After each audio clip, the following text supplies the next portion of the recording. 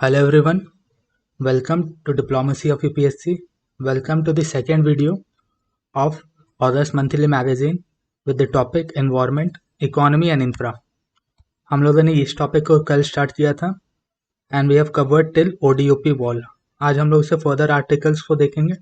Project Amber, frictionless credit का scheme, US economy, MSME card and so on and so forth. इतने आर्टिकल्स हैं. I do not think कि इसको एक वीडियो में कवर किया जा सकता है. आई थिंक एक और वीडियो का रिक्वायरमेंट होगा, और अगर वो होगा तो हम इसे पुश नहीं करेंगे बिकॉज इकोनॉमी को कभी भी इनकम्प्लीट नहीं पढ़ना चाहिए, और मैं इसे इनकम्प्लीट छोड़ूंगा भी नहीं. मैं इसे कम्प्रीहेंसिव वे में पढ़ाऊंगा ताकि आप सिर्फ और सिर्फ इससे PDF को देखो, एक बार रिवाइज करो, देन आप एक बार प्रीलिम से पहले 1 महीने पहले 2-3 बार पढ़ लो, then you studied before the mains. उससे ज़्यादा बार आपको इसको समझने की ज़रूरत नहीं है. Just use it for the revision purpose. अगर मैं आपको पढ़ा रहा हूँ, आप अपना टाइम इसमें इन्वेस्ट कर रहे हो, फिर भी अगर आपको खुद से समझना पड़ रहा है और अगर मेरे से समझ में नहीं आ रहा है तो भाई आप फिर मेरी वीडियोस मत देखो. तो मैं यही करूँगा कि मैं इससे कम्प्रीहेंसिव वे में, इसलिए मैं डिटेल में जाता हूँ. और I use to read between the line. मैं सिर्फ और सिर्फ लाइन बाय लाइन नहीं पढ़ना चाहता. I use to read between the lines ताकि जो UPSC का डिमांड है हम लोग उसको मीट कर सकें. कोई भी ऐसा इनडायरेक्ट क्वेश्चन आए उसमें हम लोग प्रीलिम्स में उसे फैक्ट्स को एक्सट्रैक्ट कर सकें, एज वेल एज मेंस में हम लोग उस एग्जाम्पल को किसी आंसर राइटिंग में कोट कर सकें. So this is my perspective of teaching. So चलिए शुरू करते हैं. उससे पहले हम इंडेक्स देख लेते हैं क्योंकि हमने इसे पहले देखा नहीं है. एडिटर्स कट बाकी है, ये प्राइमरली मेंस का टॉपिक है. ठीक है, सो हम इसे देख लेंगे. बहुत इंपॉर्टेंट नहीं है, ये थोड़ा लेट में भी हो तो चलेगा बिकॉज ये मेंस है, प्री का है नहीं. प्री प्लस मेंस का जो सिलेबस रहता है हमें उसे पहले पूरा करना चाहिए. ठीक है. So maps and places in use हम लोगों ने देख लिया है. Social issues we have completed. Economy अभी हम कर रहे हैं. डिफेंस एंड सिक्योरिटी हम लोगों ने कर लिया है. इंटरनेशनल रिलेशन आई थिंक ये नहीं हुआ है. मैंने इसका वीडियो बनाया है, आई थिंक हाफ ही हुआ है, but we have not completed it full. So I upload it as soon as possible. Polity governance हो चुका है. Then we have summits and organisation हो गया है. Environment and Geography it's remaining. Science and Tech it's remaining. Culture हो चुका है. That's it. Defense and Security भी हो चुका है. So चलिए इस second video in the series of economy and infra इसको शुरू करते हैं इन अ मोर कंप्रिहेंसिव वे. और हाँ, इसका PDF आपको टेलीग्राम चैनल पे मिल जाएगा by the same name, diplomacy of UPSC, और the link is given in the description box. ठीक है. Project Amber. We have completed the ODOP wall. Our next topic is Project Amber. इसको launch किया गया है by ministry of skill and development and entrepreneurship, that is MSDE. ये provide कराता है under project Amber. It provide cloud skills training, that mean cloud services होता है आपका. उसमें सबसे फेमस है Amazon cloud services. Government of India भी जब वेरियस क्लाउड सर्विसेज लेती है तो अमेजॉन क्लाउड सर्विसेज से लेती है. May be can be asked in the interview, आप इसको याद रखना. सो प्रोजेक्ट एम्बर के अंदर में क्लाउड सर्विसेज की ट्रेनिंग होती है 1500 लर्नर्स की, and it helps them to connect to the employment opportunities, रोजगार मिल सके. And this Project Amber is under the Sankalp programme. Sankalp को हमने काफ़ी बार डिस्कस किया है. सो ये जो प्रोजेक्ट एम्बर है ये संकल्प के अंदर में आता है. The initiative has been undertaken in collaboration with the Generation India Foundation (GIF) as well as Amazon Web India Services, Web Service India. जब क्लाउड स्किल्स आएगा उसमें Amazon क्लाउड सर्विसेज होना मैंडेटरी है. एक तरह से ये गवर्नमेंट ही है, एक तरह मोनोपोली है. ये सबसे अच्छा सर्विस यही प्रोवाइड कराते हैं. With a focus on women, gender diversification पे इम्प्रूव करना, टेक्निकल इंडस्ट्रीज में, एज वेल एज जो अनप्रिविलेज सेक्शन है, जो इकोनॉमिकली और कास्ट वाइज बैकवर्ड है, सो उनको जो सर्विसेज प्रोवाइड कराना, उनको एम्प्लॉयमेंट अपॉर्चुनिटीज़ देना, ये सभी का क्लाउड स्किलिंग के थ्रू अंडर प्रोजेक्ट अंबर ये आपका है. As part of this collaborations, learner take part in AWS, that is Amazon cloud services, और workforce development program for unemployed and under employed individuals. That means if you are employed आपको यहाँ पर training नहीं मिलेगा. And it covers fundamental AWS cloud skills as well as practical career tips through real-world scenario-based exercise, labs, coursework, learners, they are trained in multiple technologies including Linux, Python, networking, security, regional database. ठीक है, सो इसमें जो आपका सिर्फ और सिर्फ theoretical पढ़ाई नहीं हो रहा है, इसमें आपको लैब से थ्रू पढ़ाया जा रहा है, सिनेरियो बेस्ड एक्सरसाइज से प्रैक्टिस कराया जा रहा है, as well as they are giving coursework and the learners are trained in multiple technologies. जैसे आप जानते हो, Linux is an operating system, Python is a programming language, networking बहुत ज़्यादा अभी मार्केट में चलता है, security and relational database. These are the list of zones जिनमें आपका इस प्रोजेक्ट अंबर में कोर्स कराया जा रहा है, स्किल डेवलपमेंट कराया जा रहा है।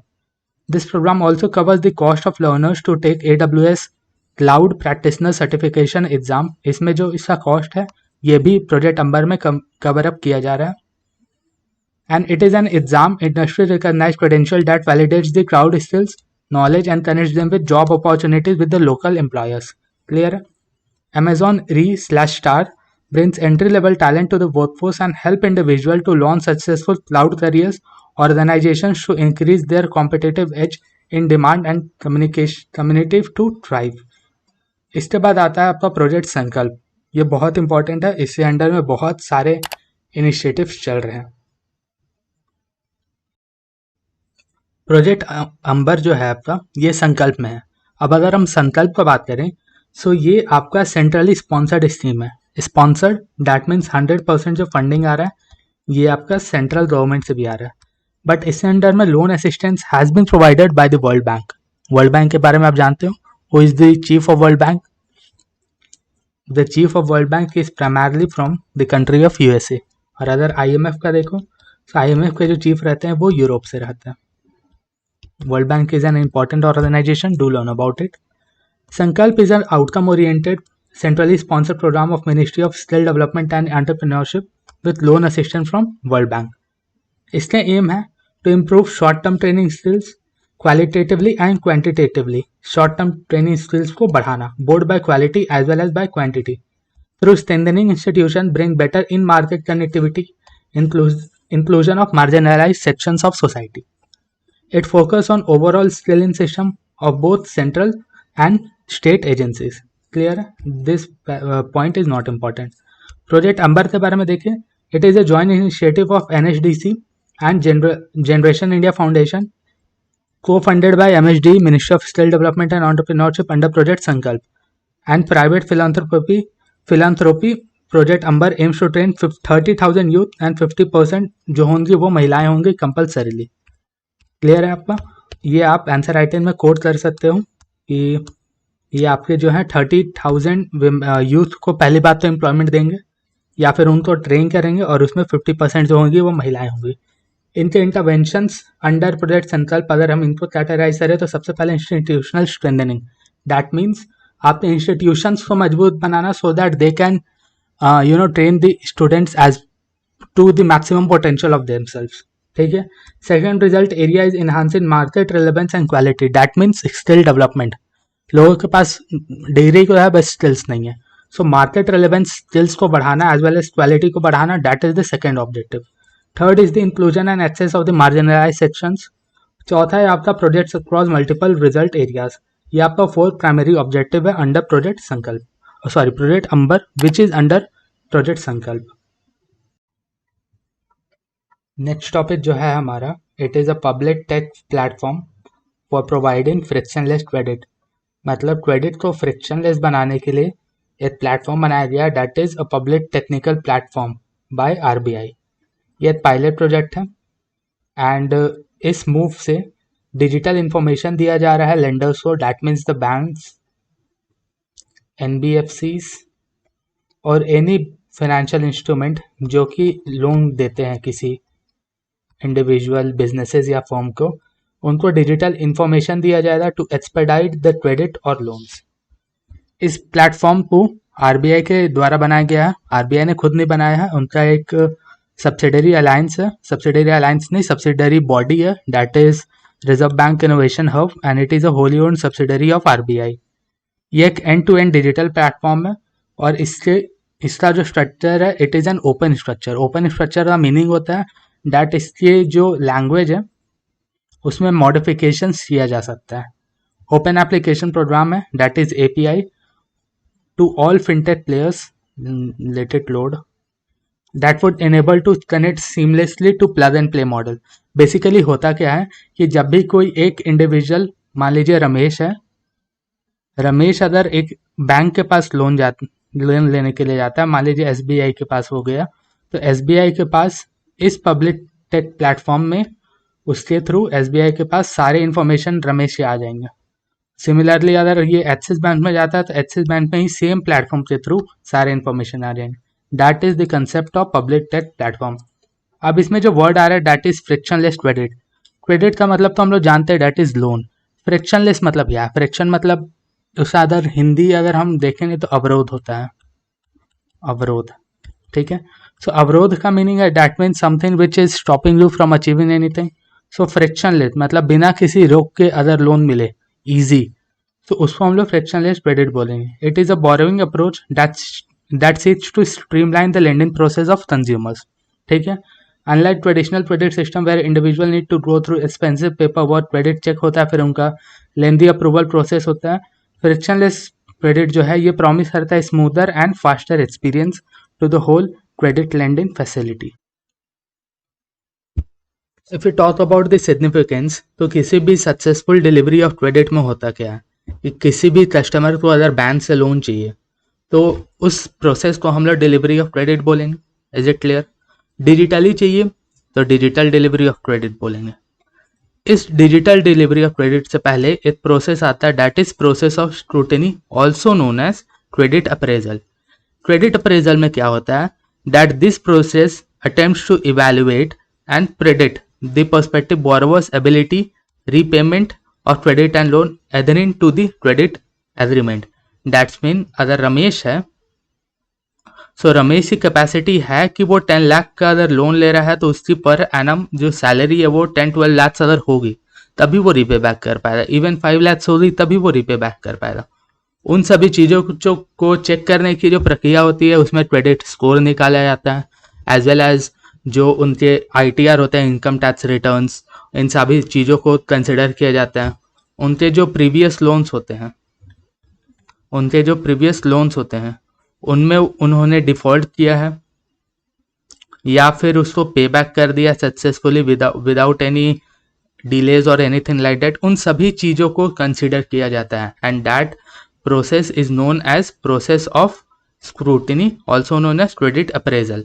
इस प्रोसेस में जनरली क्या होता है कि बहुत बार वीक्स लग जाते हैं या फिर इवन मंथ्स का टाइम लग जाता है, बहुत सारा समय लगता है। आप भी अगर लोन के लिए कभी अप्लाई किए होते you would also have faced this similar thing.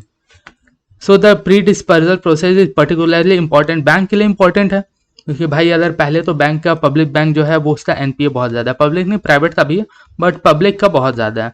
सो अगर उनका लोन डिफॉल्ट हो रहा है तो उनको जो बोरोवर है उसका क्रेडिट हिस्ट्री देखना बहुत ज़रूरी है, वरना फिर से वो डिफॉल्ट कर देंगे। सो उनको अपना बैलेंस शीट को मेंटेन करने के लिए ये प्रोसेस अपनाना बहुत ज़रूरी है। सो करेंटली जो भी डेटा वो लोग फेच करते हैं उसको डिफरेंट एंटिटीज से फेच किया जाता है, दैट मीन्स उसको सोर्स आउट डिफरेंट एंटिटीज से किया जाता है। रमेश का डेटा सेंट्रल गवर्नमेंट के पास भी कुछ होगा such as Aadhaar, PAN, anything like that. State government के पास भी होगा जैसे रेसिडेंशियल सर्टिफिकेट।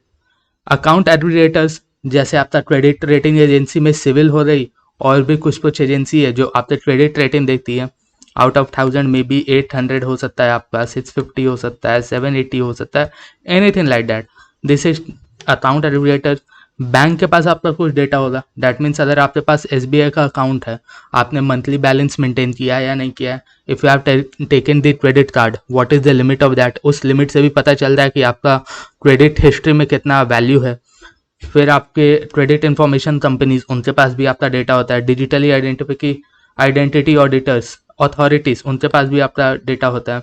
बट इन सारे लोगों से सर्च करने में, इनसे डेटा एक्सट्रैक्ट करने में बहुत टाइम लग जाता है, इसीलिए these are the obstacle in the timely delivery of services. Is it clear? So this public platform seeks to make this process seamless. सबसे पहले तो इसको सीमलेस बनाना है। इस जो ये हम लोग टॉपिक पढ़ रहे हैं इसका नाम ही है सीमलेस डिलीवरी ऑफ क्रेडिट। इस प्रोसेस को सीमलेस बनाना है, सारे रिक्वायर्ड इंफॉर्मेशन एक जगह पे मौजूद हो जिससे कि क्रेडिट को फैसिलिटेट टाइमली किया जाए। That is ultimate the aim of this bill और द पब्लिक क्रेडिट प्लेटफॉर्म, जिसकी वजह से सीमलेस क्रेडिट प्रोवाइड किया जाएगा बोरोवर को। सेकेंड, अगर इसको ऑब्जेक्टिव बताए तो कॉस्ट रिडक्शन होगा। आप जब भी देखो कि ये सारे चीज़ों में जितने भी ये एजेंसीज हैं, जैसे आपकी state, central government, account administrators, bank, CICs, digital identity authority, सबसे डेटा लेने में पैसे खर्च होते हैं।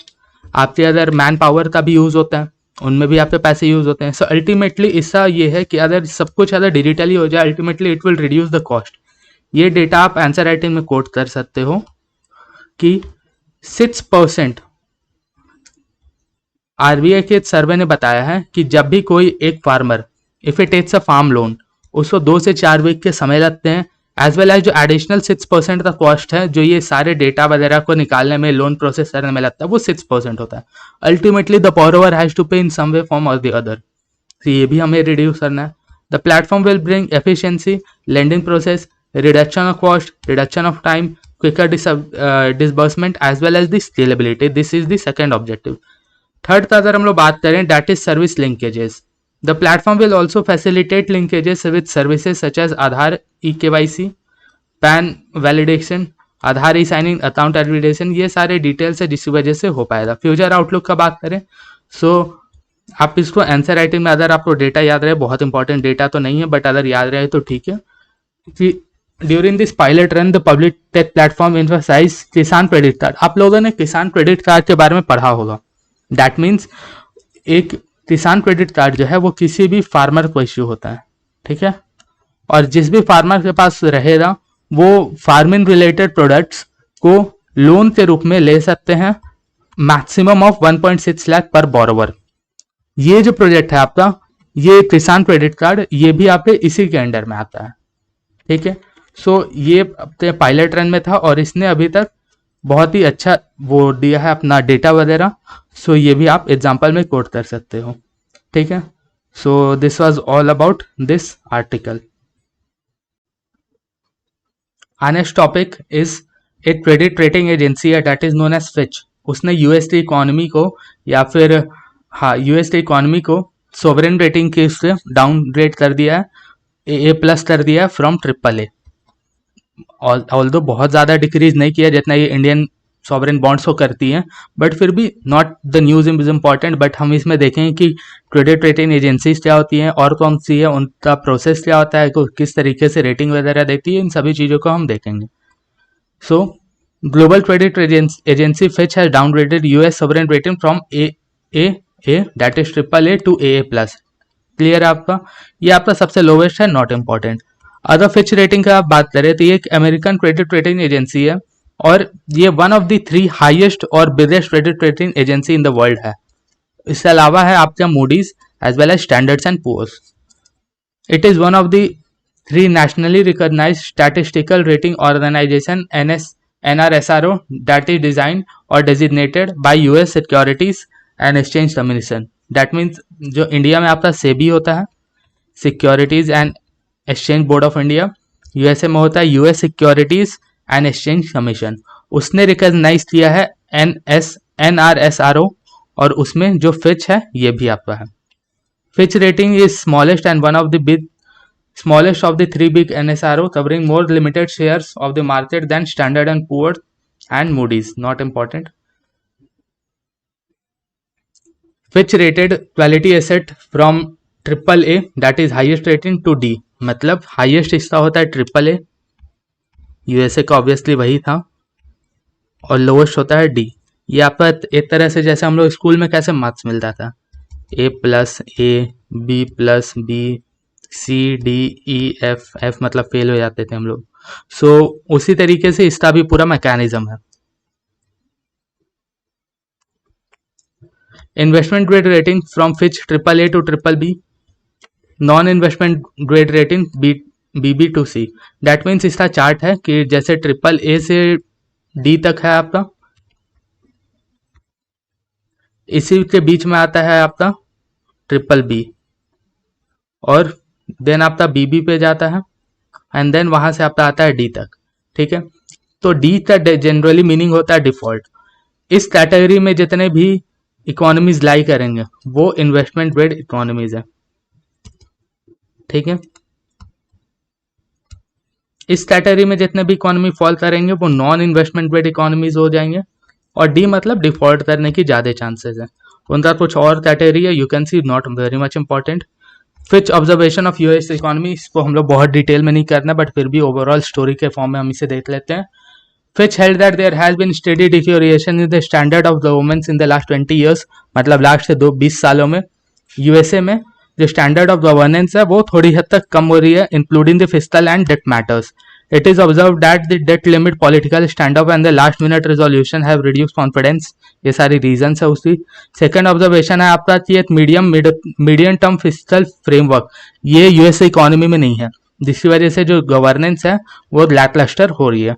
This combined with several economic shocks, tax cuts अभी बहुत ज़्यादा हुए थे, न्यू स्पेंडिंग इनिशिएटिव्स भी बहुत ज़्यादा फेडरल रिजर्व के द्वारा लिए गए थे, जिससे डॉलर स्ट्रांग हुआ है। अल्टीमेटली ये क्या करता है कि स्पेक्यूलेशन इकोनॉमी में ला देता है। Investor do not feel much motivated to invest in that economy, because आज आपका बॉन्ड्स का रेटिंग बहुत ज़्यादा हाई है, but there is no assurance कि कल आपका इतना ही हाई रहेगा या इसी के सिमिलर रेंज में रहेगा। द यूएस की जो फेडरल रिजर्व है वो चाहे तो अपना डॉलर वैल्यू गिरा दे, फिर आपकी जो आपकी बॉन्ड से इंटरेस्ट रेट है वो भी कम या ज़्यादा हो सकता है अकॉर्डिंगली। तो ये सारी जो अनसर्टेनिटीज़ हैं ये किसी भी गवर्नेंस या किसी भी मॉडल को वीक बनाती हैं। ये सारी जो डेफिनेशंस है, ये सारी रीजंस को फिच ने कोट किया है कि ये 20 सालों से लगातार ही चल रहा है। Fitch expect the general government deficit, ये भी आपको बहुत ज़्यादा है, क्योंकि आप देखो तो 36 से अराउंड $36 बिलियन और समथिंग लाइक दैट वो आपका फिस्कल डेफिसिट है यूएसए का, वो लिमिट को क्रॉस करना था। लास्ट ईयर एक रिजोल्यूशन यूएसए कांग्रेस में पास किया गया जिसमें कि उसके जो फिस्कल बेंचमार्क हैं उसको भी बढ़ा दिया गया, मतलब गवर्नमेंट अब और ज़्यादा कर्ज ले सकती है। अल्टीमेटली कर्ज जहाँ पर भी होगा वहाँ पर आके क्रेडिट तो डाउन होंगे ही। सो ये सब भी एक रीज़न है। जनरल गवर्नमेंट डेफिसिट, डेफिसिट का मतलब होता है कि किसी चीज़ की कमी, ठीक है। So this results in cylindrically weaker federal reserve, new spending initiative and higher interest burden. Interest burden जैसे कि आपका इतना ज़्यादा अगर यूएसए लोन ले रहा है तो उसे इंटरेस्ट तो पे करना होगा ना, ये भी हो जा रहा है। वीकर फेडरल रिवेन्यूज हो जा रहा है, क्योंकि आप देखो तो सेविंग से यूएस इकोनॉमी में बहुत ज़्यादा जो पैसे हैं वो नहीं आते हैं, सारे लोन से रूप में आते हैं और लोन से रूप में ही डिस्बर्स हो जाते हैं। वहाँ पे सेविंग कल्चर नहीं है। सेविंग अकाउंट जैसे हमारे इंडिया में, भारत में हमारे यहाँ सेविंग अकाउंट का कल्चर बहुत ज़्यादा है। अगर हम 10 रुपये कमा रहे तो हम उसमें से 2 रुपये बचाना चाहेंगे, वो चीज़ वहाँ पर नहीं है, ठीक है। मोreover this has held that over the next decade higher interest rate and rising debt would translate increased interest service burden। Ultimately इसका एडवर्स इम्पैक्ट होगा। इसका और एक एडवर्स इम्पैक्ट है कि USA is an ageing population, India is a youth population, USA जो है वो एजिंग है। अल्टीमेटली हेल्थ केयर कॉस्ट भी बढ़ता है, जैसे ही आपके डिपेंडेंट पॉपुलेशन की संख्या अगर बढ़ती है हेल्थ केयर कॉस्ट बढ़ेगा। ये सारे रीजंस भी हैं। उसके बाद tighter credit condition, business environment, business investment को वीकनिंग होना, कंजम्पशन का शटडाउन होना इन द यूएस मार्केट, ये सब यूएस इकोनॉमी को पुश करेगा इन द माइल्ड रिसेशन। इन ये ऐसा उम्मीद है फिच का कि माइल्ड रिसेशन आ सकता है Q4 ऑफ 2023 और Q1 ऑफ 2024। ये सारे चीज जो है यूएसए की इकोनॉमी को और भी ज़्यादा डिटोरिएट करेंगे। इस वजह से जो फिच है उसने जो रेटिंग है वो AA+ कर दिया फ्रॉम AAA, ठीक है। अब आपको ये टॉपिक क्लियर है।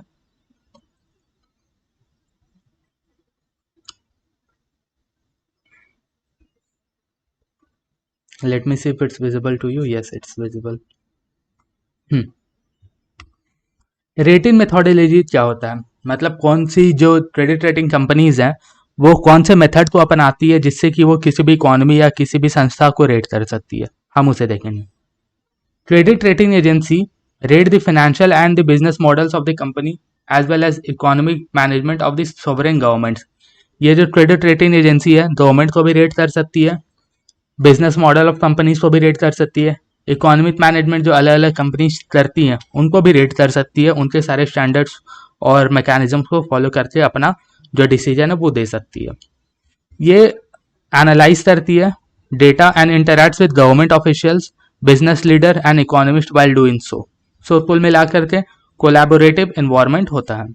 The agencies rate instrument such as bonds का इसमें मेजरमेंट होता है, as well as debentures, commercial papers जो कंपनीज निकालती है, deposits and other debt offerings of the companies or government to help the investor make informed decision।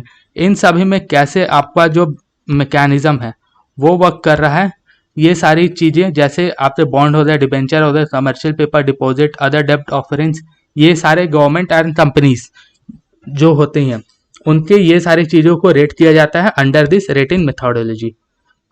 The agencies often do this on a continuous basis, इधर upgrade करते हैं वो किसी भी sovereign credit rating को या फिर उसको डाउनग्रेड कर देंगे। वो किस बेसिस पे होता है, उनके परफॉर्मेंस के बेसिस पे, प्रोस्पेक्ट के बेसिस पे या फिर इवेंट्स के बेसिस पे। ये सारी चीज़ों को प्रोसेस में ला करके रेटिंग जो है वो दिया जाता है।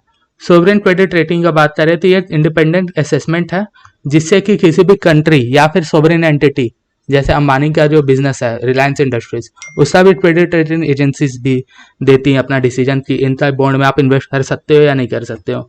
सो ये इंडिपेंडेंट असेसमेंट करती है of the credit worthiness. Credit worthiness का मतलब सिंपल मीनिंग में हैसियत, उसकी हैसियत देखती है पैसे के रूप में। Sovereign credit rating agencies can give investors insight about the risk associated. आप अगर पेटीएम पे जाओगे वहाँ पे फ्री आपके क्रेडिट स्कोर को चेक किया जा सकता है, बट वो ऑब्वियसली फॉल्स होता है। मैंने एक बार चेक किया था, मेरा काफ़ी हद तक डिफरेंट था। 600 एंड समथिंग मेरे पेटीएम पे शो कर रहा था एंड इट वॉज 780। सो आप उस पर बिलीव मत करना, बट वो जो क्रेडिट वर्दीनेस है कंसेप्ट वही है। Sovereign credit rating can give investor insight. अब अगर मैं बैंक में लोन लेने जाऊंगा, they can take out my credit history और अगर उन्होंने 780 देखा, सो दे कैन कंसिडर कि आप इसे दे सकते हो या नहीं दे सकते हो। क्रेडिट वर्दीनेस का यही होता है। इसमें और भी फैक्टर्स होते हैं जैसे कि आपका रेशियो क्या है ग्रोथ, डोमेस्टिक मनी सप्लाई का, input ratio, variation of export revenue, ये सारी चीज़ों को देख करके कंसिडर किया जाता है कि आपको कितनी रेटिंग मिल सकती है। So this was all about this article. Micro small and medium enterprises, इसकी जो मिनिस्ट्री है इसने एमएसएमई कार्ड को निकाला है। एमएसएमई कार्ड को निकाला है in association with NPCI. NPCI के बारे में आप जानते हो, यूपीआई का जो रिवॉल्यूशन जो लाया गया है एनपीसीआई के द्वारा ही लाया गया है। उसने लॉन्च किया RuPay card, RuPay credit card. RuPay ही होगा, आप कहीं पर भी अगर आपको एमसीक्यू में दिया जाए कि एनपीसीआई या फिर आरबीआई या फिर कोई भी और मिनिस्ट्री क्या ये रुपे कार्ड निकालती है या फिर वीजा निकालती है या मास्टर कार्ड निकालती है, आप आंख बंद कर रुपे कार्ड को टिक कर सकते हो इन द प्रीलिम्स, बिकॉज जो रुपे कार्ड है that has been prepared by the NPCI. और कोई भी कंट्री की जो एजेंसी है वो अपने घर का ही सामान यूज करना प्रेफर करेगी, तो उसने एमएसएमई रुपे कार्ड को निकाला है। ये पायलट बेसिस पे, दैट मीन्स इनिशियल स्टेजेस पे ही है। So pan India it has not been release pan India for Udyam registered for MSMEs. ठीक है, पायलट प्रोजेक्ट पर है, पैन इंडिया अभी रिलीज नहीं किया है, बट इसको ले सकते हैं उद्यम रजिस्टर्ड एमएसएमई। क्लियर है। ये card provide simple payment mechanism जिससे कि जो एमएसएमई है they can meet their business related operational expenses, जिसमें आपका डिजिटल पेमेंट्स आ जाएगा, such as bill payments, tax and statutory payments. They can make this payment using this credit card. That means अगर आपका कोई एक बिजनेस फर्म है, ठीक है, आपका एक स्मॉल इंडस्ट्री है, you can make the tax payment using this credit card. You can do the bill payment of the electricity, of the water, pay the land tax, pay the road tax, everything that you uses for your business, that entity can pay using this credit card. MSME borrowers can take benefit of interest free credit period. That means आप credit card अगर use करते हो, you can know कि आप अगर कोई भी shopping करते हो using the credit card, you get a free interest free credit period of about 30-40 days depending on the bank. So आप उस पीरियड को यूज करके you can use the money in one form or the other. So this is all about the MSME credit card. अब हमने बात किया था NPCI का जिसने ये रुपए कार्ड बनाया। UPI has been launched by NPCI. ये क्या, हम इसे देखते हैं। So this has been set up in 2008. Umbrella organization है, that means it is operating the retail payment in India as well as the settlement system in India. ये RBI के initiative है and the Indian bank association. RBI तो आप जानते हो, Indian bank association एक association of the big public sector bank, that means SBI उसके part है, आई थिंक प्राइवेट भी है, एक्सिस या आईसीआईसीआई बैंक भी उसके पार्ट है इंडियन बैंक एसोसिएशन के। सो जितने भी बड़े बैंक है इंडिया में उन्होंने मिलकर एक एसोसिएशन बनाया है, उसको आईबीए कहते हैं, और ये आईबीए और आरबीआई ने मिल करके एनपीसीआई का डेवलपमेंट किया है। and this NPCI vote under the provisions of the Payments and Settlements Act of 2007, और ये strong payment and settlement infrastructure को ट्रांसफर कर सकती है. डैट मीन्स अल्टीमेटली जो यूपीआई है इसका क्रेडिट आप एनपीसीआई को दे सकते हो, क्योंकि उसी ने पेमेंट को रोबस्ट बनाया है और उससे पूरे इंफ्रास्ट्रक्चर को तैयार किया है. अब इसके बारे में अगर जाने तो ये नॉट फॉर प्रॉफिट ऑर्गेनाइजेशन है. अल्टीमेटली इसका बढ़ावा है to more cashless economy of India. आपने बॉन्ड्स के बारे में पढ़ा होगा. Bond is a piece of paper, और उस पीस ऑफ पेपर को कोई भी जो एंटिटी है वो यूज़ करता है to borrow the money from the market. That entity can be anything. वो गवर्नमेंट भी हो सकती है, वो प्राइवेट कंपनीज भी हो सकती है, इवन आप भी हो सकते हैं अगर आप कोई बॉन्ड को खरीद ले, if you meet the required credentials. ठीक है. उसी में एक टॉपिक आता है हमारा surety bond.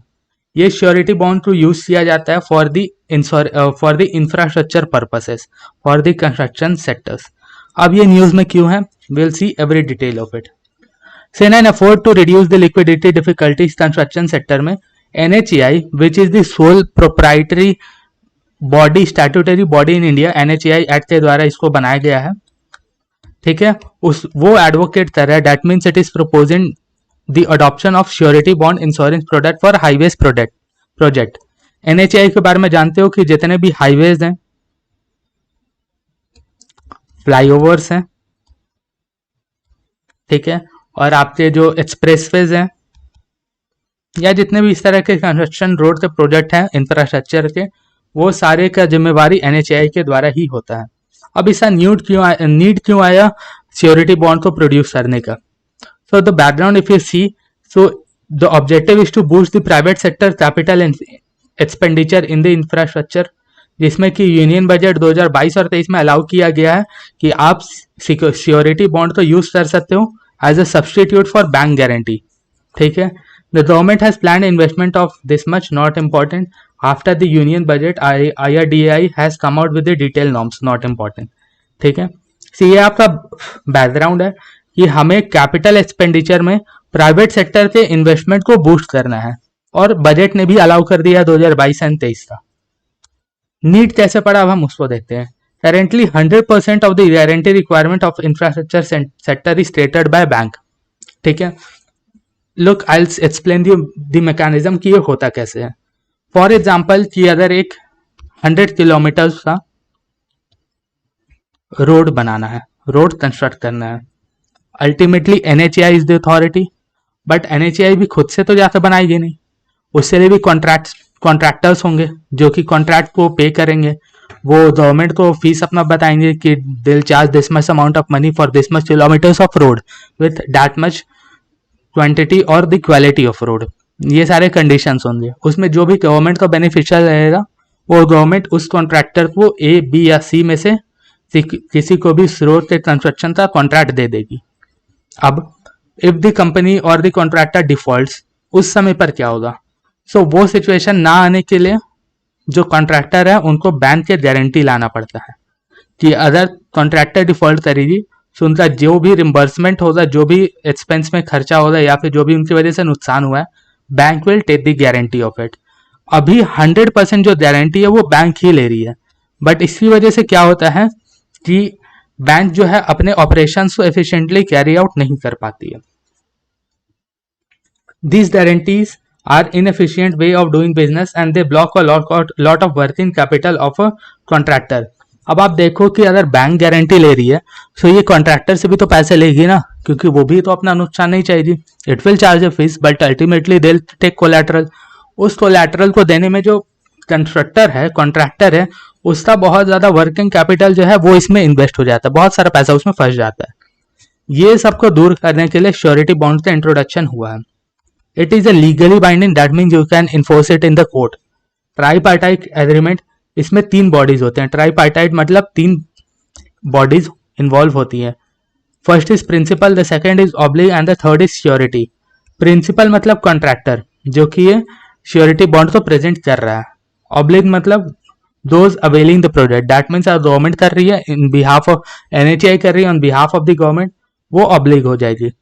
Surety is the insurance company. अब बैंक का रोल समाप्त किया जा रहा है, ठीक है। ये जो बैंक है that has been replaced by surety, that is insurance companies. Simply put, the surety is provided by the insurance company. अभी तक जो इंफ्रास्ट्रक्चर में गारंटी रिक्वायरमेंट था वो बैंक फुलफिल कर रही थी, अब इंश्योरेंस कंपनी उनको फुलफिल करेगी on behalf of the contractor, obviously यही लेगा, oblique the government entity awarding this project. When a principal breaks a bond terms,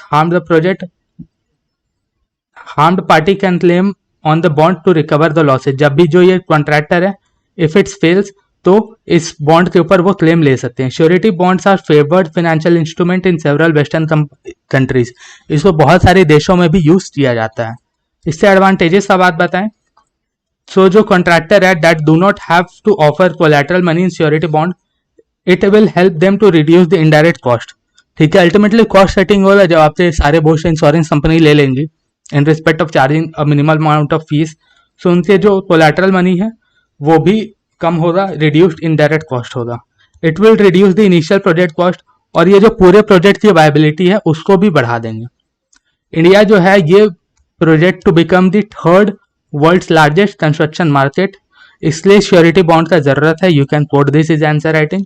bank guarantee को अगर हम लोग रिप्लेस कर देंगे श्योरिटी बॉन्ड से, सो ये जो इंडियन कॉन्ट्रैक्टर्स से अप्रॉक्सीमेटली 50,000 करोड़ रुपीज है इन होल इंडिया, इसको रिलीफ देगा। Now they can invest it in the project itself. More importantly, the bank guarantees are unconditional and payable on demand, while surety bond can be reimbursed like an insurance policy if the claim is valid। अगर bank का guarantee है तो वो तो unconditional होगा, if there is any condition arising out of it bank will repay। But insurance में क्या होता है कि आपके अगर क्लेम तभी वैलिड होगा जब उससे सारे टर्म्स एंड कंडीशन को फुलफिल किया जाएगा। अल्टीमेटली इससे बैंक का भी पैसा नहीं फंसेगा। जो बैंक गारंटीज को अगर रिप्लेस किया जाएगा श्योरिटी बॉन्ड से तो इंडियन कॉन्ट्रैक्टर्स का भी पैसा नहीं फंसेगा, और एक नया मार्केट क्रिएट हो जाएगा जिसमें कि इंश्योरेंस पॉलिसी जो है वो बिकनी शुरू हो जाएगी। आप जानते हो कि इंश्योरेंस सेक्टर इंडिया में बहुत वीक है, इतना पेनिट्रेशन नहीं है जितना होना चाहिए। ये सारे इश्यूज भी सॉल्व हो जाएंगे। According to insurance experts, surety bonds are risky and insurance companies India are not yet to achieve the expertise in rich assessment in such businesses. Of course India में इंश्योरेंस सेक्टर इतना मजबूत नहीं है तो risk तो होगा, क्योंकि उनका भी इंफ्रा उतना अच्छे से तैयार नहीं है इंश्योरेंस कंपनी का, जिसमें कि वो वैलिड क्लेम दे सकें, सही मार्केट प्राइस दे सकें। ये सारे इश्यूज आएंगे। अगर दूसरे इश्यूज का बात करें तो प्राइसिंग के लिए कि श्योरिटी बॉन्ड कितने में इश्यू होगा, कितने में रिम्बर्स होगा, कितने में उसको क्लेम किया जा सकता है, उसमें कोई भी उससे प्राइसिंग पे क्लैरिटी नहीं है। The option available against the defaulting contractor whether surety bonds will get the required insurance support or not, इसके ऊपर भी क्लैरिटी नहीं है। जैसे कि आपने एक श्योरिटी बॉन्ड लिया,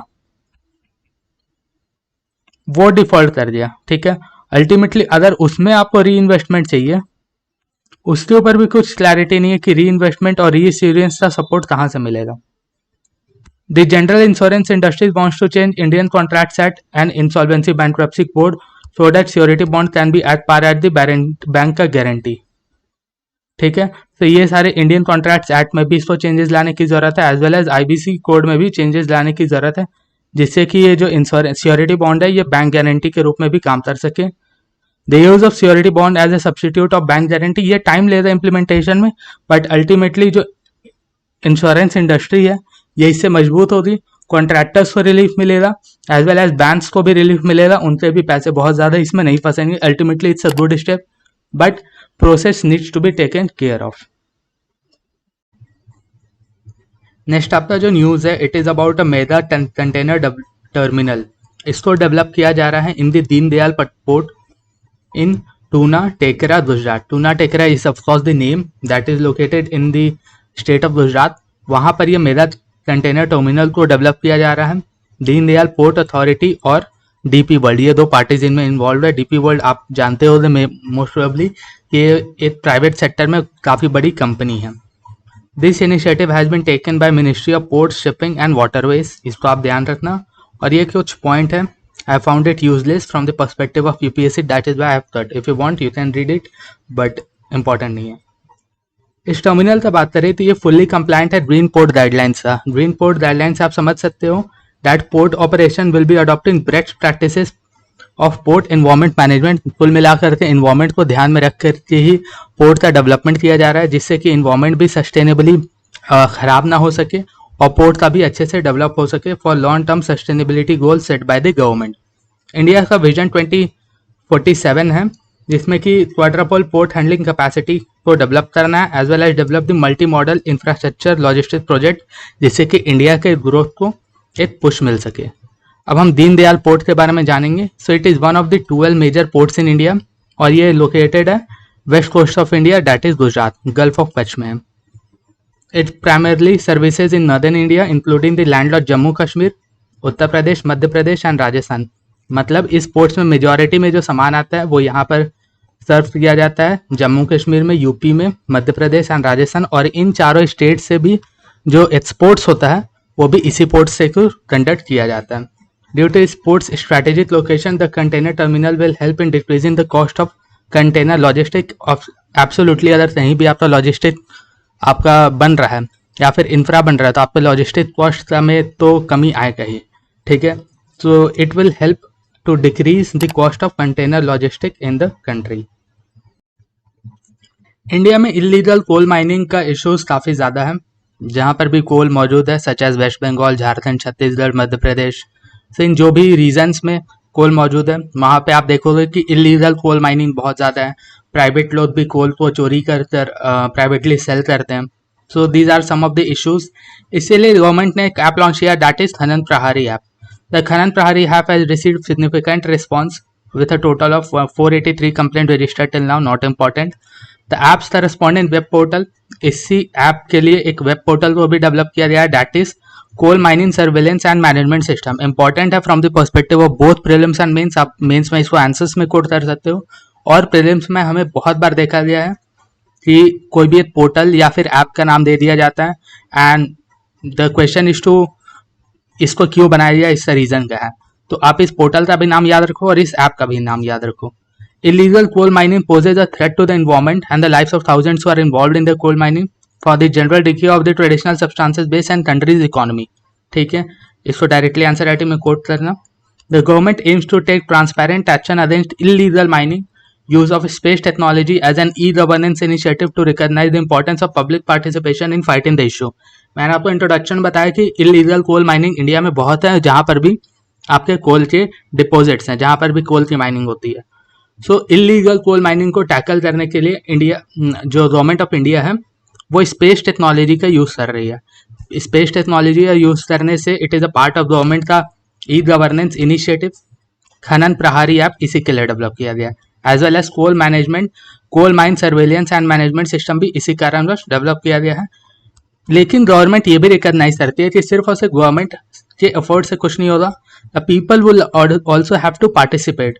So government recognizes the importance of public participation in fighting the issue. Thus, the basic objective of the app and the CMSMS is reporting, monitoring, taking sustainable action on the unauthorized coal mining activities like rat hole mining and pilferage। ये सारे illegal coal mining का ही types है, नाम याद रखना if you want to। अगर हम इस ऐप के फीचर्स के बारे में बात करें, सो जो यूजर्स हैं, डैट मीन्स हम और आप जैसे लोग, they can easily report the incidents, जिसमें कि वो इलीगल माइनिंग जहाँ पर भी हो रहा है वहाँ के फोटोग्राफ्स ले करके वहाँ पर कमेंट प्रोवाइड कर सकते हैं इंसिडेंट का।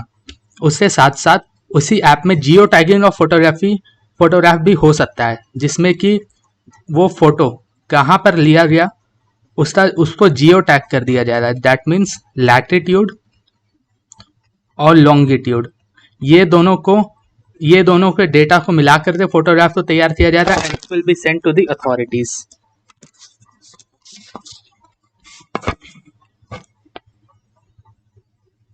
Okay, so geo tagging of photograph से यही मतलब है कि जो भी फोटोज हैं उसमें जो लैटिट्यूडनल एक्सटेंट है एंड लॉन्गिट्यूडनल एक्सटेंट है वो दोनों भी इनेबल्ड रहता है।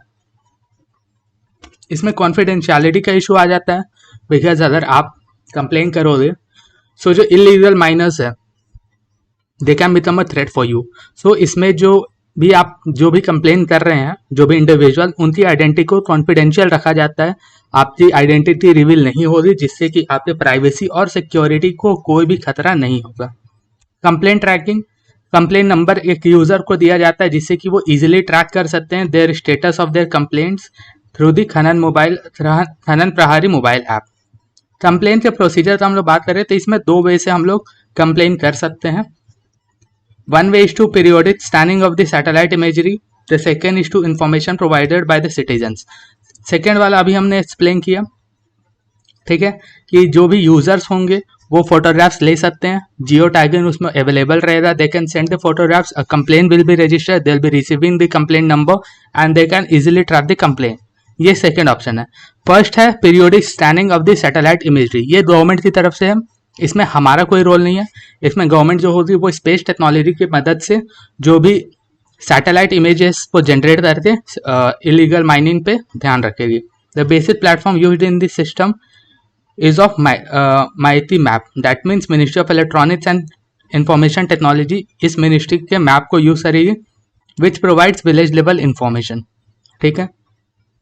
The lease hold boundary of the coal mines are displayed on the map, this system will use satellite data, और फिर वो चेंजेस को डिटेक्ट करेंगे कि जो भी माइनिंग का बाउंड्रीज है कहाँ उसमें अल्टरेशन हुआ है या फिर नहीं हुआ है, या फिर जो कंपनीज है या फिर कोई इलीगल माइनर्स है वो अपने अलॉटेड एरिया से ज़्यादा में तो माइनिंग नहीं कर रहे and they can subsequently take the action on the suo motu basis.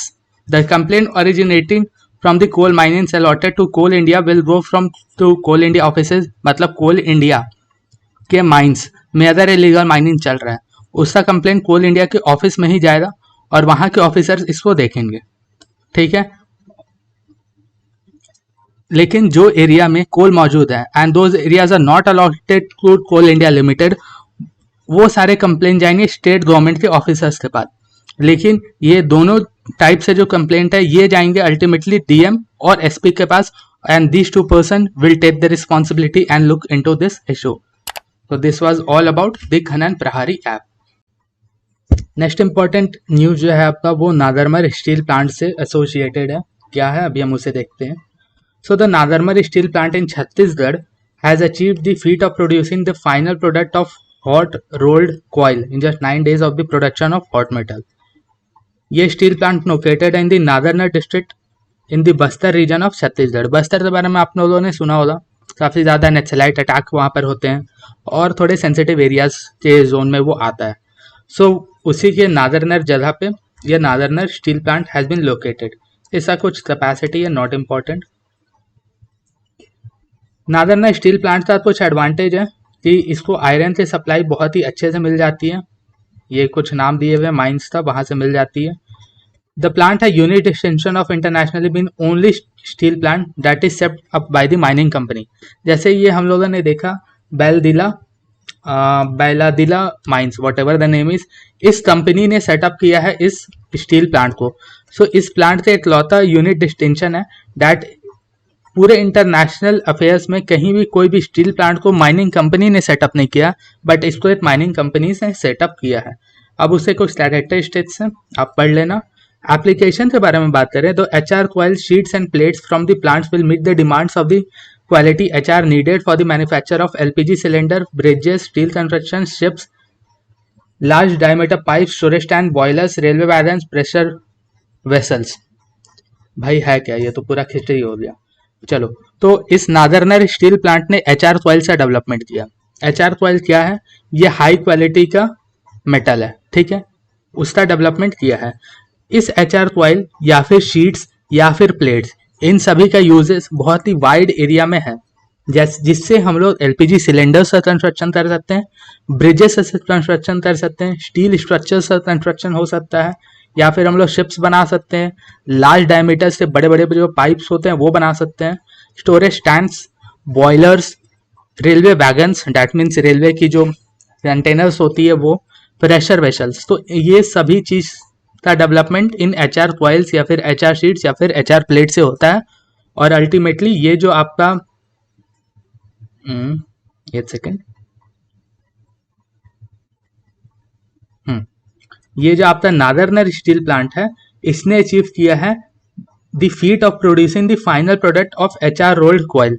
सो ये बहुत ही फाइनेस्ट HR रोल्ड कॉइल को अचीव किया है बनाना। सो इसी के लिए ये चीज़ न्यूज़ में है, ठीक है। It is also required for manufacturing of tanks, railway cars, bicycle frames, engineering and military equipments, automobile, truck, wheels, frames and body parts. तो आप देख लो इसका काफ़ी इंपॉर्टेंट यूज़ है, और अगर ये एक इंडिया की स्टील प्लांट बना रही है तो फिर बढ़िया है, इसलिए ये न्यूज़ में है। अगर आ जाए क्वेश्चन तो लिख देना।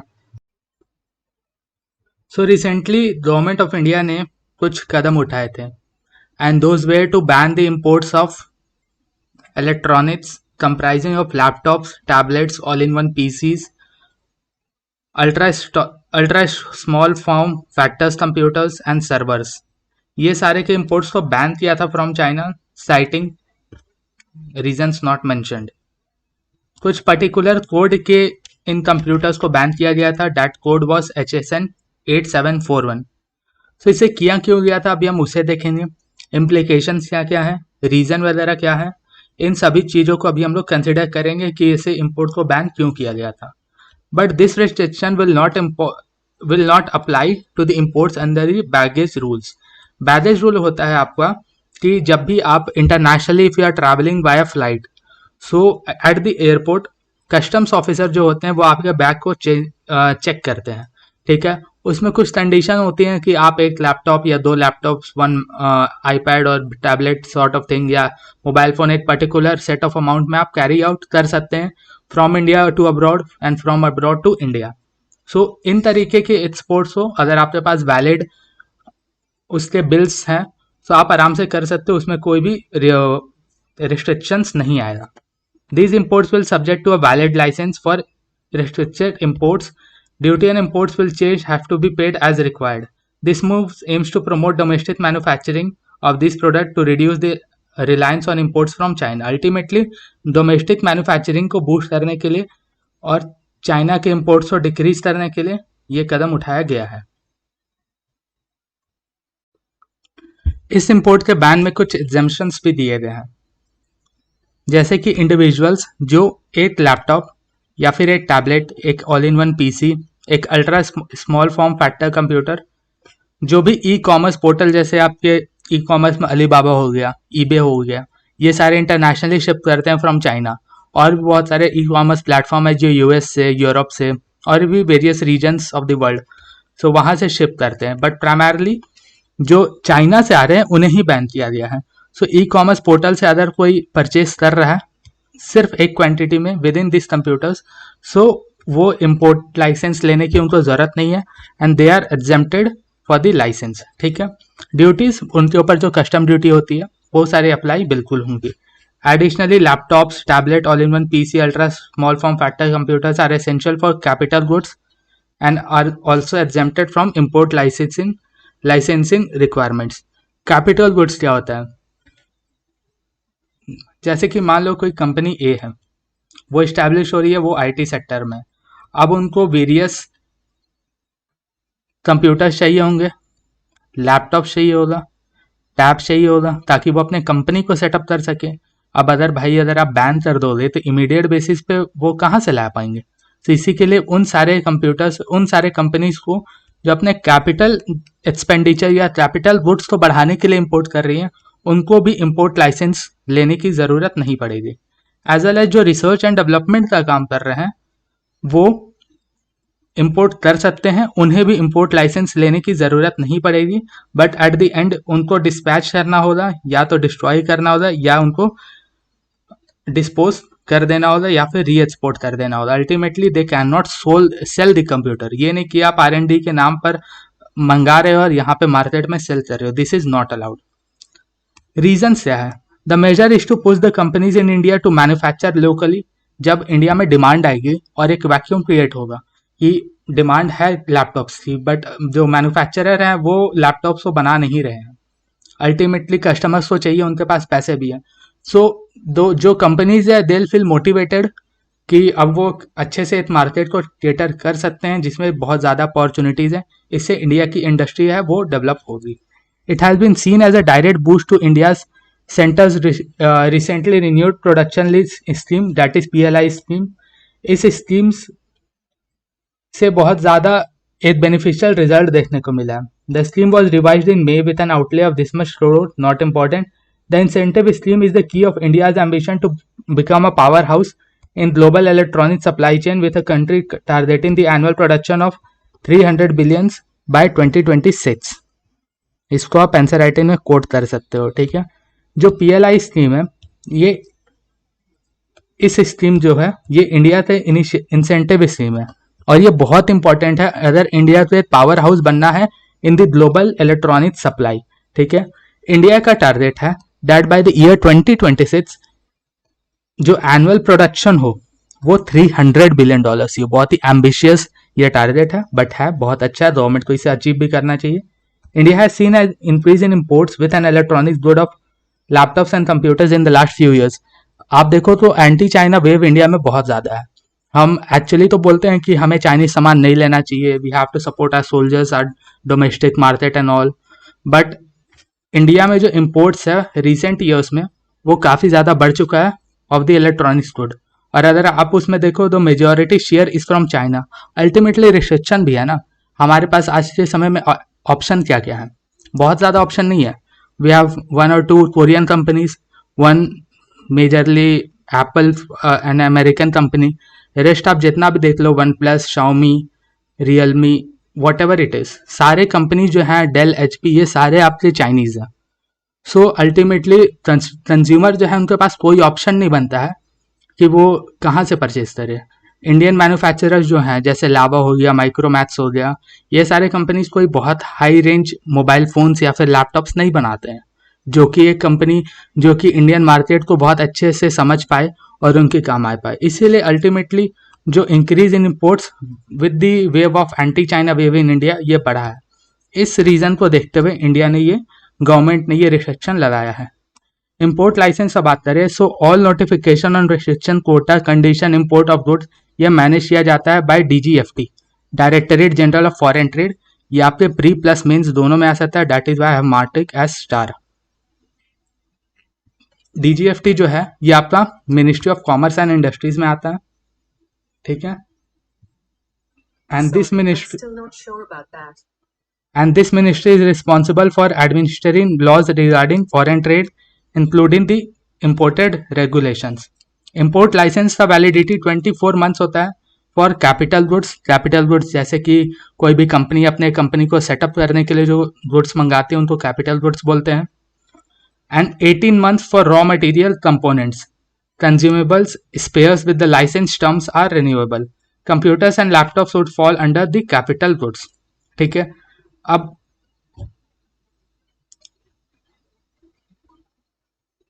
हमने यहाँ पर एक HSN कोड देखा था, ठीक है, हाँ, कि HSN कोड 8741 के अंडर में जो भी इंपोर्ट्स है इनको बैन किया गया है।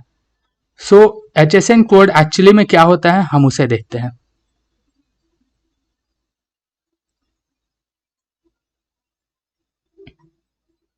HSN code means harmonise system nomenclature और HSN, ये 6 डिजिट का आइडेंटिफिकेशन कोड है और ये वर्ल्ड कस्टम ऑर्गेनाइजेशन के द्वारा बनाया जाता है। इंपॉर्टेंट है न्यूज़ में, इसलिए आपके क्वेश्चन आ सकते हैं पीयर में, फ्री में भी इससे डायरेक्टली आ सकते हैं कि इसको डेवलप किसके द्वारा किया जाता है और ये कितने डिजिट का आइडेंटिफिकेशन कोड होता है, वेदर इट्स 5, 6, 10। तो आप इसे याद रखना, मैं इसे स्टार मार्क कर देता हूँ। Over 200 countries use this system as a basis of custom tariff, gathering international trade statistics, making trade policies and for monitoring the goods. So each HSN code को यूज करके मेजॉरिटी ऑफ द कंट्रीज ये custom tariff को decide करती हैं, ठीक है। International trade में जो स्टैटिस्टिक्स हैं, इंपोर्ट्स, एक्सपोर्ट्स, डिमांड, सप्लाई, ये सारे चीज़ों को देखती हैं HSN कोड्स को मिला करके, ट्रेड पॉलिसीज को बनाती हैं अपने देश के लिए, एज वेल एज जो गुड्स की मॉनिटरिंग है उसको करती है। This system helps in harmonising customs and trade procedures and thus reducing the cost of international trade। ऐसे कुछ एग्जांपल्स है, आप इसे देख लेना।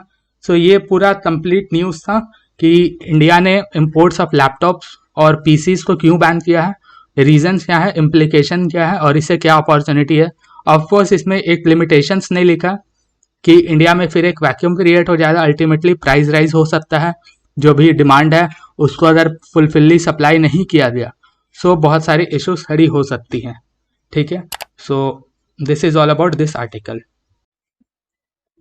India is the fastest growing major economy of the world.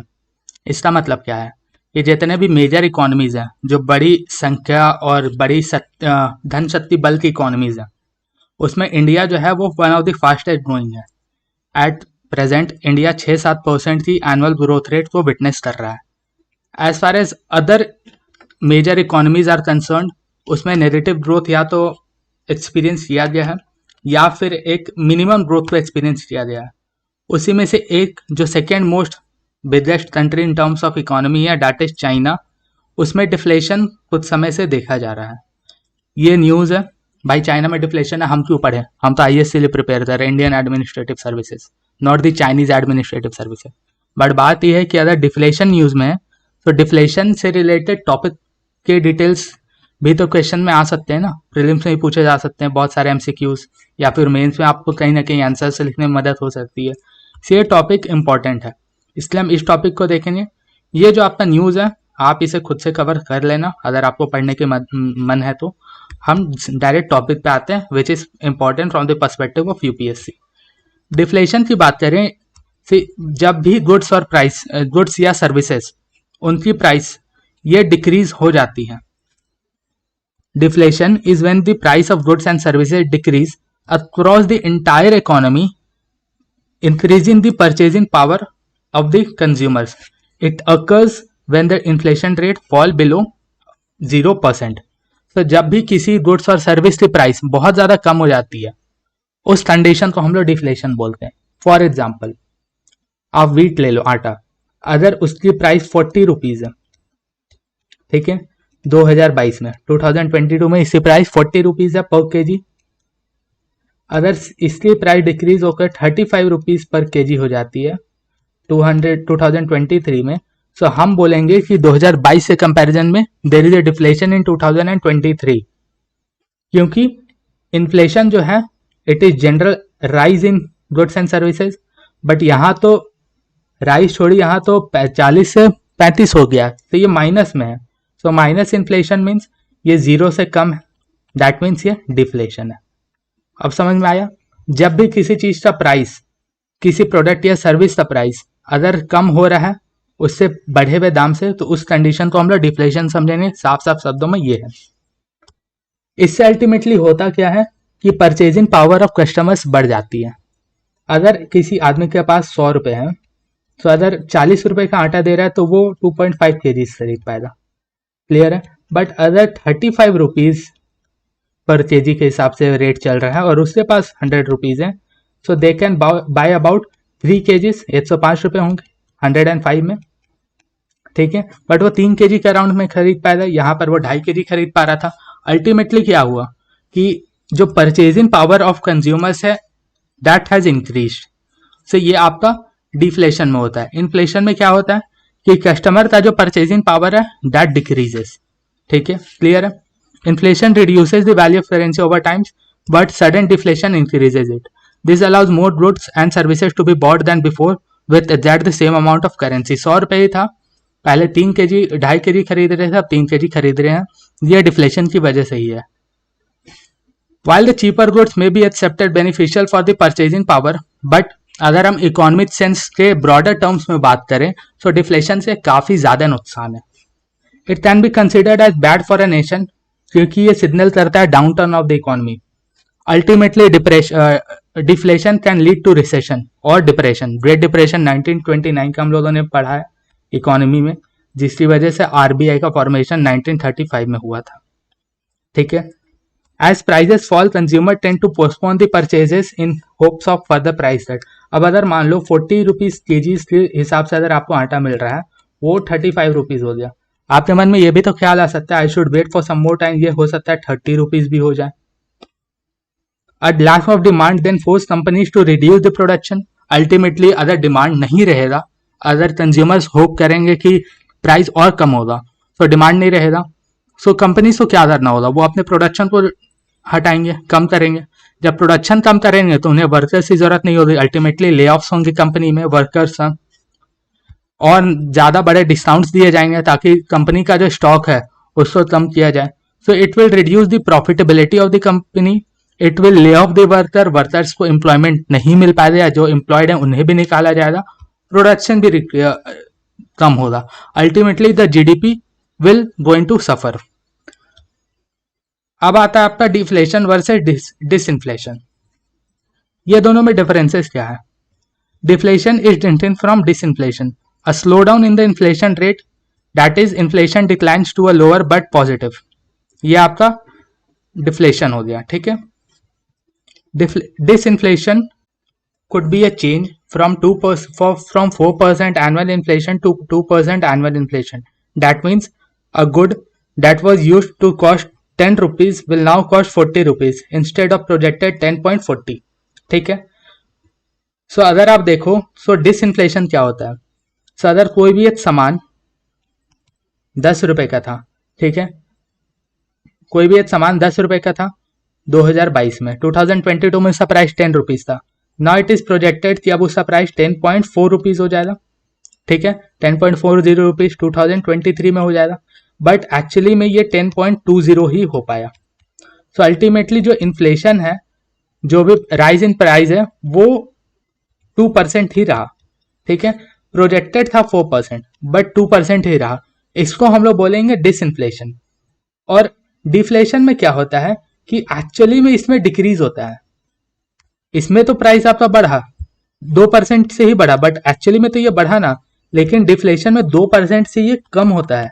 That means अगर आपका 10 रुपए का सामान है और फिर वो 2% से डिक्रीज कर रहा है, दैट मीन्स 9.80 में नेक्स्ट ईयर में मिलेगा। That is disinflation, that is deflation. और डिसइन्फ्लेशन हो गया आपका कि जो इन्फ्लेशन है वो पॉजिटिव है, वो नेगेटिव नहीं गया, बट यहाँ पर इन्फ्लेशन नेगेटिव में जा रहा है, दैट इज -2%, यहाँ पे +2% है, प्रोजेक्टेड 4 था, इसीलिए इसको हम लोग डिसइन्फ्लेशन बोलेंगे और इसको हम लोग डिफ्लेशन बोलेंगे। अब अगर हम लोग दोनों में बात करें सो बेटर कौन सा है, पॉजिटिव वाला या नेगेटिव वाला?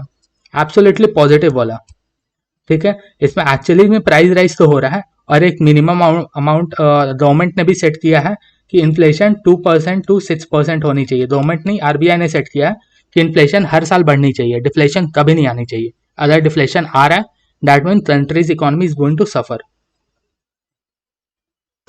डिफ्लेशन का कॉजेज क्या है? तो इसकी 2 प्राइमरी कॉजेज है। सबसे पहले तो डिमांड में कमी होना। अगर आज की डिमांड, अगर किसी भी प्रोडक्ट की डिमांड बहुत ज़्यादा है, दैट मीन्स प्राइस राइज होने वाला है। बट अगर उसकी डिमांड कम है, अल्टीमेटली कंपनीज को अपने स्टॉक बेचने, वो प्राइस कम करके भी बेच सकती है, ठीक है। सो डिक्रीज इन डिमांड और ग्रोथ इन सप्लाई। सप्लाई बहुत ज़्यादा बढ़ गया, दैट मीन्स स्टॉक्स बहुत ज़्यादा बढ़ गया, अल्टीमेटली प्राइजेस हैं वो डाउन चले जाएंगे। सो ये 2 रीजन है, decrease in demand and growth in supply, that causes deflation. Monetary policy के बारे में बात करें so less spending mean less demand for goods and services. ये तो हम लोग जानते ही हैं कि अगर कोई भी इकोनॉमी में लेस स्पेंडिंग होगा सो गुड्स एंड सर्विसेज की भी तो डिमांड कम होगी ना। मान लो इकोनॉमी में पैसा ही नहीं है, take the example of Afghanistan, Afghanistan के पास पैसा ही नहीं है, तो वो लोग के मार्केट में लेस स्पेंडिंग है, इसलिए वहां पे डिमांड भी कम है। किसकी डिमांड कम है? गुड्स एंड सर्विसेज की डिमांड कम है, that means the economy is slow. So ये होता है मॉनिटरी पॉलिसी का role, that causes deflation. But अगर मॉनिटरी पॉलिसी एक्चुअली में कैसे रोल प्ले करता है तो हम इसे इस तरीके से समझ सकते हैं कि rising interest rate may lead people to save their cash instead of spending it. It may discourage borrowing. मान लो अगर बैंक आपका रेट ऑफ इंटरेस्ट दे रहा है 10% का, यूजुअली वो 6% देता है, आप क्या चाहोगे कि मैं अभी सेव कर लेता हूँ क्योंकि मुझे इसमें जो रिटर्न्स है वो ज़्यादा मिलेंगे as comparison to normal FD rate जो 6% चलता है। इसकी वजह से जो डिमांड है वो भी कम हो जाती है। अब अगर मान लो इन्फ्लेशन बहुत ज़्यादा है तो लोग खर्च भी कम करना चाहेंगे, जितना नॉमिनल है वो करना चाहेंगे, जितना ज़रूरत है वही। सो इस तरीके से मॉनेटरी पॉलिसी जो है वो इफेक्ट करता है और कॉज करता है डिफ्लेशन को। दूसरा आपका डिक्लाइनिंग कॉन्फिडेंस। ग्लोबल पैंडेमिक में मान लो आपके कोरोना वायरस आया, उसमें अल्टीमेटली डिक्रीज होगा। जब लॉकडाउन है, लोगों के पास पैसे नहीं है या फिर पैसों की सप्लाई कम है, अर्निंग बहुत ज़्यादा नहीं है, सो वो उतने ही खर्च करेंगे जितने की उनको ज़रूरत हो। So there is an decrease in the overall demand. If the people are worried about the economy or unemployment, they may spend less and can save more. सभी लोग ये कर रहे थे कोरोना के टाइम पे, कोविड के टाइम पे, कि जितनी ज़रूरतें हैं उससे भी थोड़े कम ही लेंगे और फिजूल खर्ची नहीं करेंगे। और ये डिक्लाइनिंग कॉन्फिडेंस का एग्जाम्पल है। Higher aggregate supply means that producer may have to lower the prices due to increased competition. मान लो अगर एक मार्केट में अगर एक दुकान है सो वो कॉपी का रेट 10 रुपये बेच सकता है, बट अगर उसी मार्केट में अगर 10 दुकानें हैं तो फिर अल्टीमेटली उसको कॉपी का रेट 8 रुपए करना पड़ेगा, क्योंकि अगर आप नहीं दोगे तो फिर 9 रुपए में कोई और बेचने निकल जाएगा। सो कंपटीशन बढ़ता है, so there is a decrease in the prices of goods. ठीक है, the boost in the aggregate supply may stem from a drop in production cost. If cost is less to produce goods, companies can make more of them for the same price. हाँ, एक और कारण होता है आपका कि अगर supply और प्रोडक्शन कॉस्ट काफी ज्यादा कम है, अगर आप एक गुड्स को प्रोड्यूस करने में अगर 100 रुपए लग रहे थे, अब अगर वो 80 रुपए हो गया तो अल्टीमेटली आप उसको 90 रुपए में सेल कर सकते हो। बट अगर आपको 100 रुपए लग रहे थे, आप 110 में सेल करोगे। सो अल्टीमेटली अगर प्रोडक्शन कॉस्ट घटेगा, सो जो गुड्स के रेट हैं वो भी घटेंगे। So this is all about this. अब impact of China deflation on the world. World में इसका क्या इम्पैक्ट है, हमें उससे देखते हैं। The extended period of deflation in China may help to curb the rising prices in other parts of the world. This is because China remains one of the largest producer of the goods sold around the world. हम सभी जानते हैं China is the manufacturing hub of the world. India is trying to catch up, Vietnam, Singapore is trying to catch up, but ultimately हमें उस position में पहुंचने के लिए काफ़ी समय लगेगा। तो अगर वहाँ पे डिफ्लेशन है, अल्टीमेटली रेट्स जो है वो डाउन होंगे। कुछ हद तक इनिशियल डेज में ये हेल्प करेगा, but lower prices in China manufactured goods could impact unemployment as it could hit investment by business. Therefore, decreasing prices even though it is lucrative for the consumers, consumer के लिए तो ये अच्छा रहेगा कि जो भी प्राइस पहले हमें गुड्स लग रहा था अब उससे कम लग रहा है, बट ये विशियस साइकिल प्रोड्यूस करेगा जिससे कि डिक्रीज इन इकोनॉमिक एक्टिविटी होगी। Reduction in demand due to a constant pattern of falling prices. इससे क्या होगा कि प्रोडक्शन वो है वो कम होगा, रिड्यूस बिजनेस रेवेन्यूज होगा, अनएम्प्लॉयमेंट बढ़ेगा क्योंकि ले ऑफ्स हो रहे हैं, और अल्टीमेटली कंज्यूमर की जो स्पेंडिंग है वो भी बढ़ेगा। अब अगर हम लोग इंडिया के बारे में बात करें, जो कि सबसे ज़्यादा इंपॉर्टेंट टॉपिक है इस पूरे आर्टिकल में, तो इससे कुछ पॉजिटिव इम्पैक्ट भी है और कुछ नेगेटिव इम्पैक्ट भी है। पॉजिटिव का बात करें तो इंडिया को पोटेंशियली इमर्ज, जो हम लोग ट्राई भी कर रहे हैं, to take over the manufacturing hub of the domestic of the developed economies. हम लोग अभी बहुत सारे इलेक्ट्रॉनिक्स कंपनी जो है वो ट्रांसफर हो रही है इंडिया में। एप्पल का हम लोगों ने देखा कि कुछ सालों पहले वो ट्रांसफर हुई है चाइना से टुवर्ड्स तमिलनाडु, आंध्रा के रीजन्स में। ठीक है, तो India is trying to catch up. और अगर डिफ्लेशन चाइना में बहुत ज्यादा बढ़ता है, इकोनॉमिक एक्टिविटी डिक्रीज होती है, तो India can play the role of the manufacturing hub of the world. ये एक इंडिया के लिए अपॉर्चुनिटी है। There is also something the developed countries seem to have been pushing in a bid to eliminate the monopoly that hold China for the manufacturing sector. जैसे कि India का जो significance है वो यूएसए में और यूरोप में बहुत ज़्यादा है। क्यों है? Because of the rising China. Because world में अगर कोई इकलौता कंट्री है जो कि चाइना को टैकल कर सकता है वो इंडिया है। ठीक है, ये सभी मानते हैं, यूएस भी मानते हैं और डेवलप्ड इकोनॉमीज ऑफ यूरोप भी मानती हैं। सो अगर चाइना को रोकना है तो उसमें इंडिया को डेवलप करना पड़ेगा। तो इसलिए भी इंडिया का इम्पैक्ट बहुत ज़्यादा पड़ जाता है। For India, economic reforms has accelerated, India can become the next manufacturing hub. और इसमें पॉजिटिव साइन ये भी है कि ग्लोबल इनोवेशन इंडेक्स में हमारा रैंकिंग इस समय बहुत अच्छे से इम्प्रूव होकर 40 पर आया है। नेगेटिव इफेक्ट्स ये है कि चाइना जो है ये बिगेस्ट इम्पोर्टर्स है iron ore of from India. India के जो आयरन ओर है वो चाइना हमारे से बहुत ज़्यादा खरीदता है। 70% जो वो आयरन ओर को यूज करते हैं वो इंडिया से ही आता है। तो अगर वहाँ पे स्लो डाउन होगा, अल्टीमेटली जो भी इम्पोर्टेड आयरन ओर्स हैं चाइना में जो जा रहे हैं इंडिया से वो भी डिक्रीज होंगे। इसका एडवर्स इम्पैक्ट इंडिया पे पड़ेगा। सो अल्टीमेटली कोई भी क्वाइन के जो होते हैं वो दो फेसेस होते हैं, एक पॉजिटिव और एक नेगेटिव। अब हमें ये देखना है कि हमें पॉजिटिव को लेकर के चलना है या नेगेटिव को लेकर के चलना है। अल्टीमेटली हम किसी की भी डिफ्लेशन में बहुत ज़्यादा रोल नहीं बढ़ा सकते। अगर वहाँ पे इन्फ्लेशन आ रहा है तो हम वहाँ क्या कर सकते हैं, बट अगर वहाँ पे कुछ अपॉर्चुनिटीज़ हैं वी कैन ग्रैब देम और फिर हम उसे अपनी देश का भलाई कर सकते हैं। हम लोगों ने रिसेंटली देखा है कि बहुत सारे जो देश हैं वो डेट ट्रैप में फंसते हैं। एक तो उसमें सबसे प्राइम एग्जाम्पल है इज ऑफ चाइना का जो डेट ट्रैप है वो इंफ्रास्ट्रक्चर से है।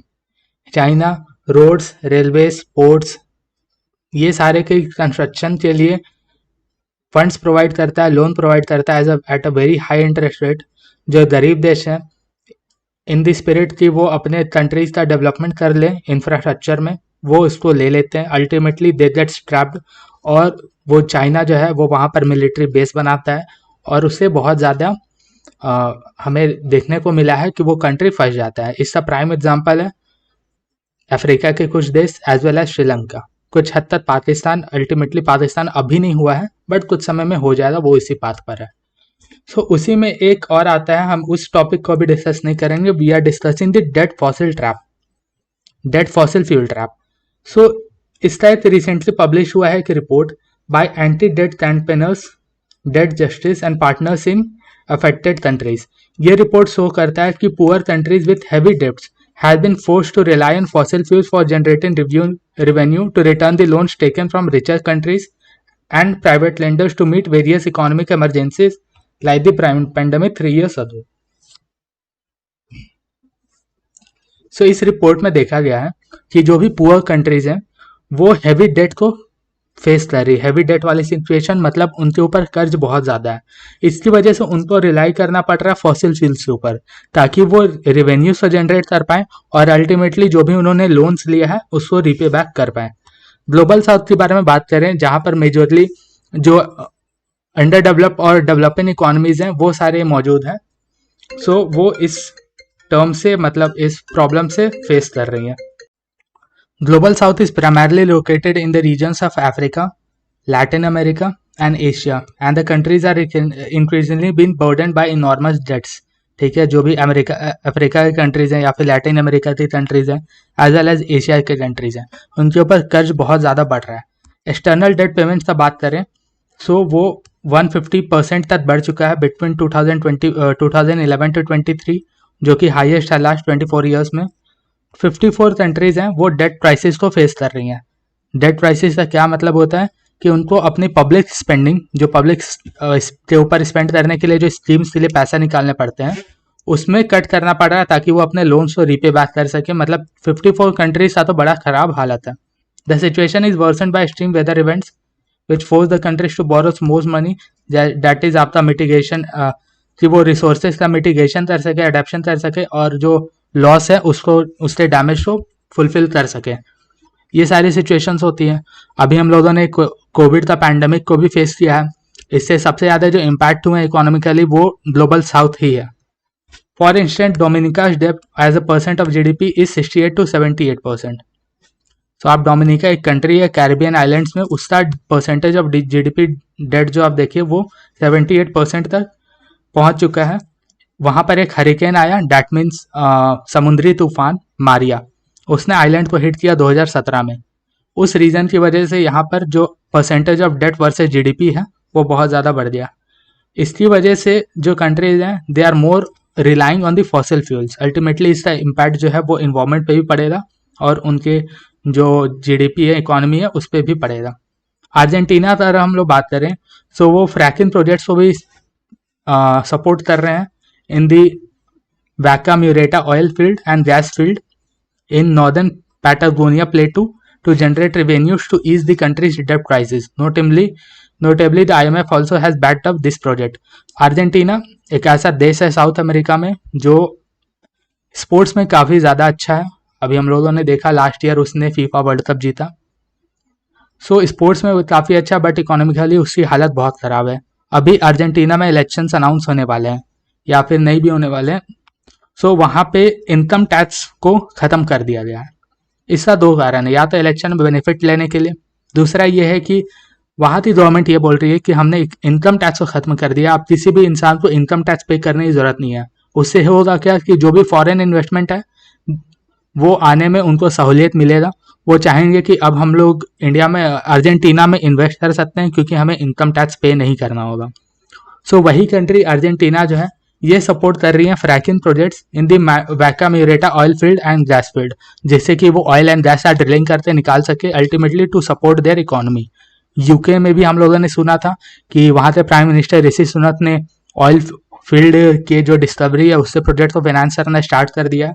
अल्टीमेटली वहाँ का ऐसा एम नहीं है कि उनको अपने कर्ज को उतारना है, बट उनका यह है कि हमें ऑयल के डिपेंडेंसी को खत्म करना है और हमें ऑयल सरप्लस कंट्री बनना है। The country's strategy to reduce debt may end up to adding more debt level without generating adequate revenue to repay, which would force Argentina to expand its fossil fuel project, this is known as debt fossil fuel trap.